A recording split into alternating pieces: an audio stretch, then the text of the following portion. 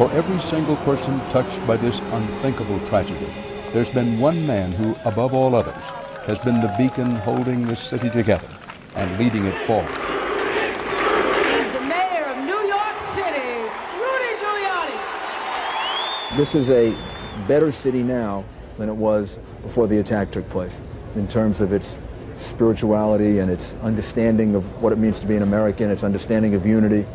We spoke with Mayor Rudolph Giuliani, the ultimate general, in his emergency command center in New York City.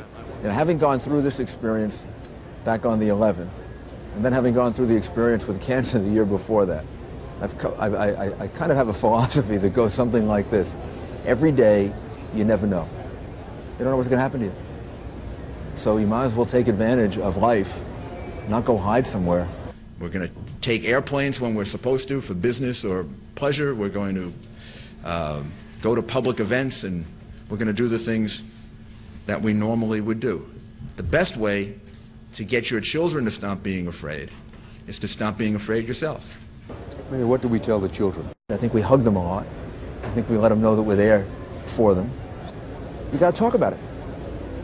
Whether you talk about it with friends, whether you talk about it with your children, you got to get it out. You got to talk about it, and children need that, and some of them need it professionally.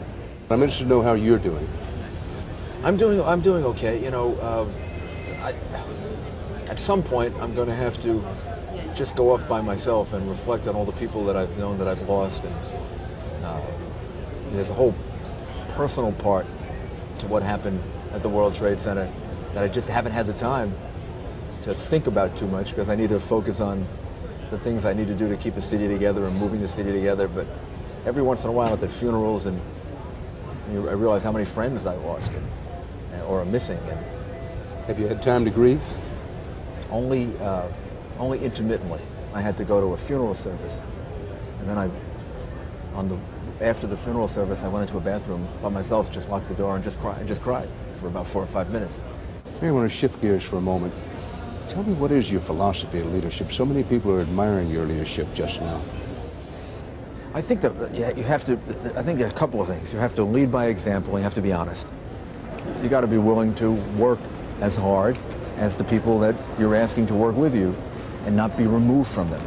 I'm here on behalf of a very grateful and very admiring city to tell each and every one of you how proud we are of you, and saying how proud we are of the innocent men and women who are going about their lives seeking their part of the American dream when their lives were cut short by the act of cowardly terrorists, and how proud we are of all of you who have come here to rescue them and return as many of them as we can to their loved ones. What about those who say, and there are plenty of people, whether they voice it or not, who are saying, I fear a second strike, they'll come again. And for me personally, this person would say, that's a realistic fear. It is a realistic fear, but you got to overcome it. Every precaution is being taken that can be taken in a free society.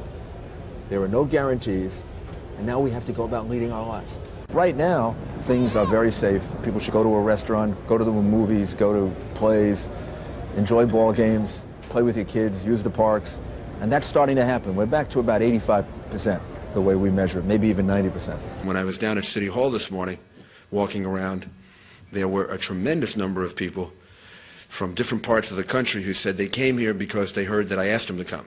And I was very, very happy about that.